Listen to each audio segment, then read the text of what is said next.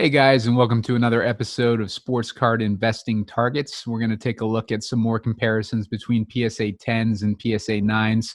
We're going to look at MLB and NBA cards because the sports are coming back and it is an opportunity to finally flip some of these cards that we've been buying during the offseason, waiting for some performances from our players so we can sell these cards.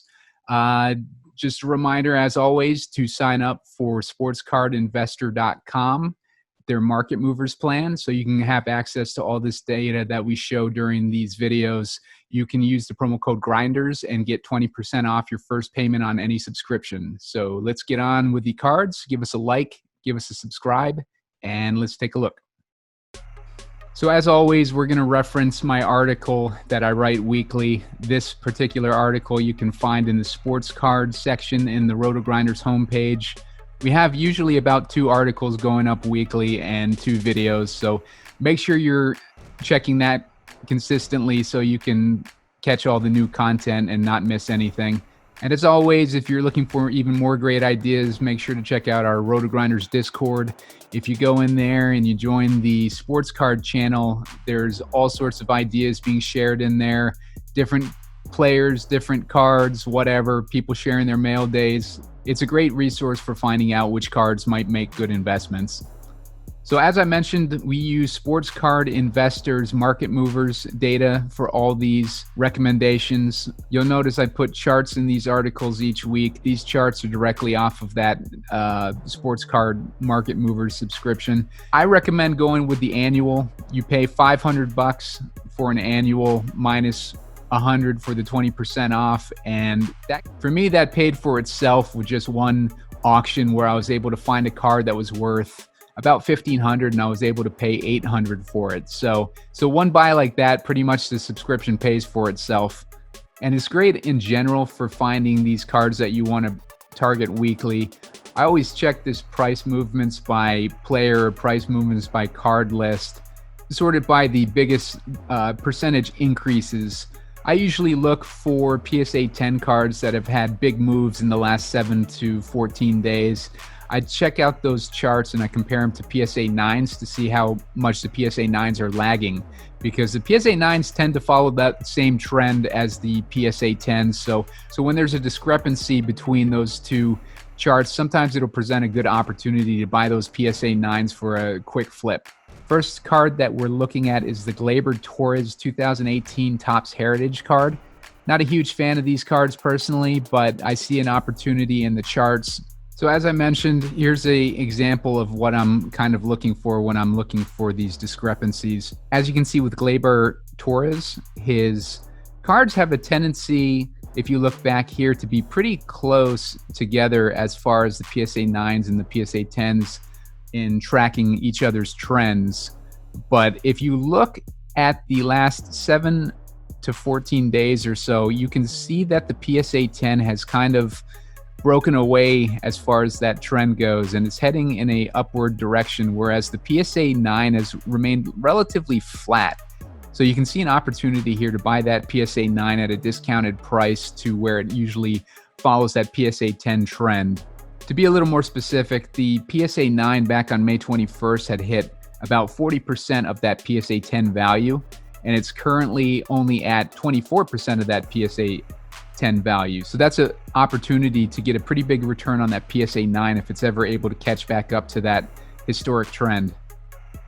The PSA 9 is only $14 right now, so I would recommend buying a lot of those cards. So if you're going to invest in it, maybe check out ComC or see if you can find a lot of them on eBay where you can buy maybe several for even a further discounted price to that $14 a card. But you're looking for the PSA 9 there and you want to buy that one under $15.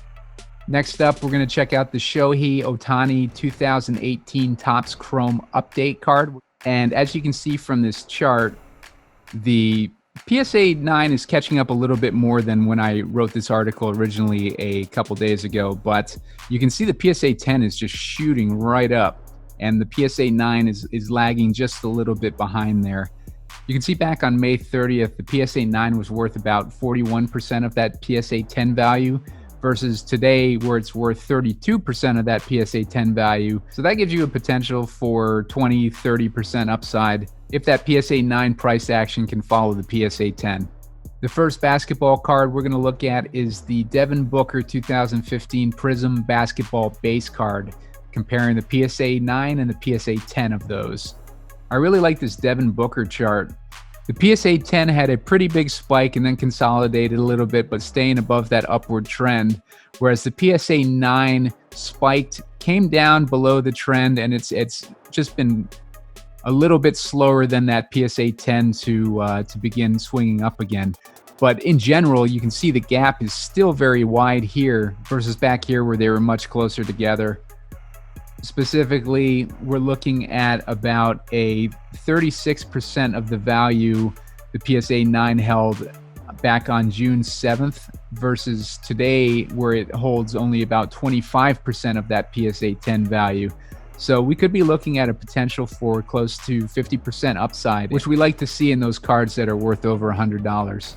Next player we're looking at is Brandon Ingram. We're looking at his 2016 Prism Base PSA 10 versus PSA 9. As you can see from the chart here, they've both been on a upward trend. That PSA 10 looks like it's going a little bit faster than that PSA 9. So there's some room for that PSA 9 to move before it can catch back up to their typical closeness in price action. At the end of May, we were looking at a PSA 9 valued at about 40% of that PSA 10. And today it's about 37%. So it's not a huge upside there compared to some of these other ones, but it's a nice potential for 10% return. And it gives you an opportunity to get in on Brandon Ingram. If the Pelicans end up having a run due to Zion in those playoffs, Zion's going to need some help. And obviously Brandon Ingram is one of the better players on that team and has an opportunity to shine with the spotlight on the Pelicans. Next player we're going to look at is Shai Gilgeous-Alexander. I probably butchered that name, but as you can see from these charts, the PSA 10 has been on a faster trajectory upwards than the PSA 9. The gap is widening, and it presents a good opportunity to potentially buy that PSA 9 at a nice discount. To get into specifics, as of early June, the PSA 9 held about 35% of that PSA 10 value. And as of July 6, a couple days ago, the PSA 9 held about 27% of that PSA 10 value. So that's about 20-30% upside there. And at a cost of $72.75, that PSA 9 Prism Basketball Base card is looking pretty good.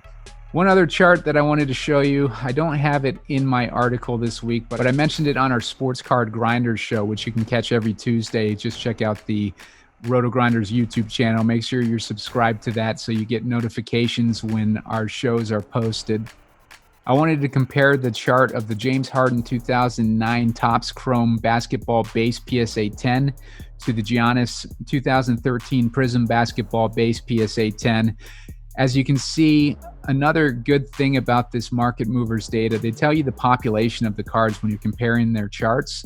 Look at the population of James Harden. It's a population of 50.